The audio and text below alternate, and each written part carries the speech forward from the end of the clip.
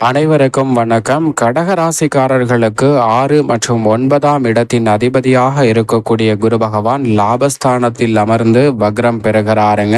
எனவே இனிமேல் தான் மெயின் பிக்சரே என்று சொல்லக்கூடிய வகையில் குரு பகவானுடைய வக்ரம் கண்ணுக்கு தெரியாத பெரிய கண்டங்கள் அகன்றுவிட்டன என்று சொல்லக்கூடிய வகையில் எந்தெந்த நிகழ்வுகளை மாற்றி அமைக்க போகிறார் என்பதை ஆராய்ந்து பார்க்கும்போது கடகராசிக்காரர்களுக்கு ராசியின் உச்ச அதிபதியாகவும் ராஜ யோகாதிபதியாகவும் திகழக்கூடிய குரு பகவான் லாபஸ்தானத்தில் இருந்து விரயஸ்தானத்தை நோக்கி நகர்ந்து கொண்டிருக்கக்கூடிய வேளையில் வக்ரம் பெற்று மீண்டும் லாபஸ்தானத்தில் இருந்து தொழில் ஸ்தானத்தை நோக்கி நகர போகிறாருங்க. இந்த மாறுதல் சற்று சாதகமற்ற அமைப்பு என்றாலும் பெரிய அளவிலான பிரச்சனையை ஏற்படுத்தி விடாது. ஏனென்றால் குரு பகவான் லாபஸ்தான தான் நிலை கொள்ள போகிறார். குரு இஸ் ஆல்வேஸ் குரு என்று சொல்லக்கூடிய வகையில் பல நல்ல வாய்ப்புகளை நிறைவாக அள்ளி கொடுக்க போகிறாருங்க. ஏனென்றால் கடகராசிக்காரர்களின் ராஜ யோகாதிபதியாக இருப்பவர் அவர்தான். அவர் வக்ரம் பெற்றாலும் கூட அவருடைய சுப பார்வை பல்வேறு வகையான அதிரடியான மாற்றங்களை கண்ணுக்கு தெரியாத பெரிய கண்டங்களை அகற்றி விடுவதோடு மட்டுமல்லாது இனிமேல் தான் மெயின் பிக்சரை என்று சொல்லக்கூடிய வகையில் பல சிறப்பான வாய்ப்புகளையும் உருவாக்கி கொடுக்கிறது. அதிலும் குறிப்பாக 3, 5 மற்றும் 7 ஆகிய இடங்களை பார்க்கிறார். எனவே இந்த தருணத்தில் 3ஆம் இடத்தை பார்ப்பதால் எந்த காரியத்தை கையில் எடுத்தாலும் வக்ரகுருவால் நிச்சயம் வெற்றி உண்டு.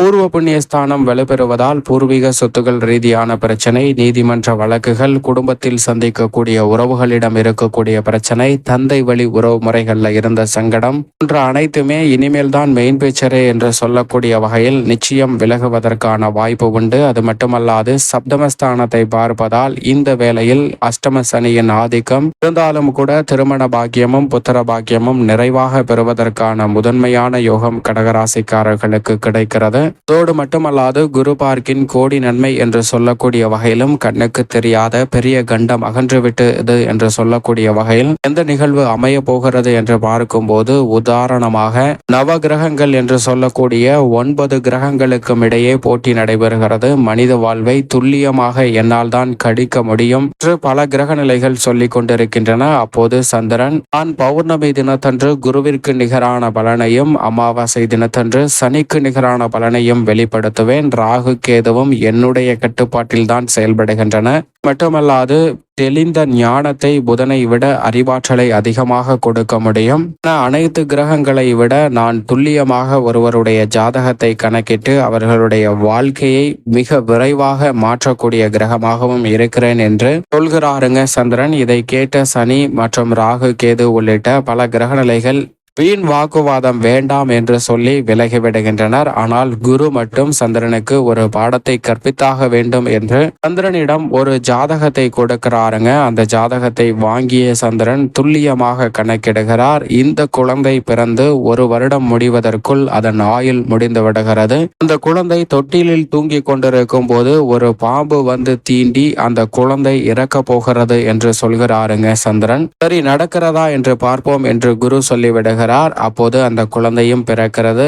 குழந்தை பிறந்து சில மாதங்கள் கடக்கிறன. 1 வருடம் நிறைவடையக்கூடிய வேளையில் சந்திரன் கணித்த அந்த நேரமும் வருகிறது. அப்போது சந்திரன் குருவிடம் வந்து, குரு வா, அந்த குழந்தை இறக்க போகிறது, நாம் போய் பார்க்கலாம் என்று கூப்பிட, குரு அதற்கு அந்த குழந்தை இறக்க போகிறது, அதை பார்ப்பதற்கு எனக்கு மனமில்லை, நீயே சென்று என்ன நடக்கிறது என்று பார்த்து வா என்று சொல்கிறார். ஆனால் சந்திரன் குருவை விட மாட்டேங்கிறாருங்க. அடம் பிடிச்சு நீ வந்தாதான் போவேன் அப்படின்னு சொல்லி குருவை கூட்டிட்டு போறார்.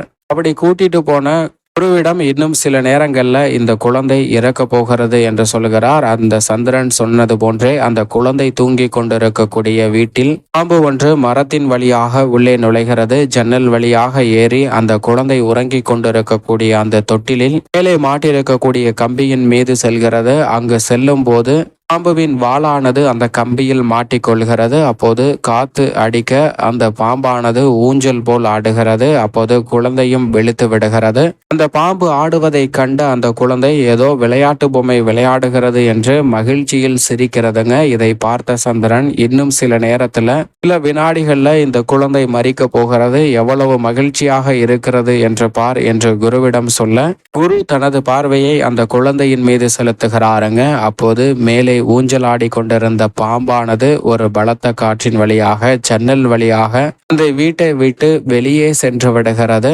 அப்போது சந்திரனுக்கு பெரிய அதிர்ச்சி. எப்படி இது தவறாயிற்று என்று அந்த ஜாதகத்தை எடுத்து திரும்பவும் பார்க்கிறார். அதில் எல்லா கட்டங்களும் சரியாக இருக்கிறது. அந்த குழந்தையின் ஆயுள் இவ்வளவுதான். சனி, சுக்கிரன், ராகு, கேது என அனைத்துமே இப்படி துல்லியமாக இருக்கும் போது எப்படி இது சாத்தியமாயிற்று? இந்த குழந்தையின் ஜாதகத்தில் குரு பார்வை கூட இல்லையே என்று சந்திரன் கேட்க, இப்போது குரு சொல்கிறார், ஆமால் அந்த குழந்தையின் ஜாதகத்தில் குருவின் பார்வை இல்லை, ஆனால் நீதான் அதை உருவாக்கினாய் என்று சொல்கிறாருங்க சந்திரனிடம் குரு. அப்போதுதான் சந்திரனுக்கு புரிகிறது குருவின் சுப பார்வை எவ்வளவு வலியது என்று. அதுபோன்றுதான் கடகராசிக்காரர்களின் ராஜ யோகாதிபதியான குரு பகவான் எந்த இடத்தில் சஞ்சரித்தாலும் சரி, எந்த நிலையில் இருந்தாலும் சரி, குரு பகவான் எப்போதும் அதீத நன்மைகளை கடகராசிக்காரர்களுக்கு ராஜ யோகாதிபதியாக இருப்பதால் அள்ளி கொடுப்பாருங்க. எனவே அவர் லாபஸ்தானத்தில் வக்ரம் பெற்றாலும் கூட அவருடைய சுப பார்வை 3, 5, 7 ஆகிய இடங்களில் பதிவதால் இந்த தருணத்தில் குடும்பத்தில் நீங்கள் திட்டமிடக்கூடிய காரியம்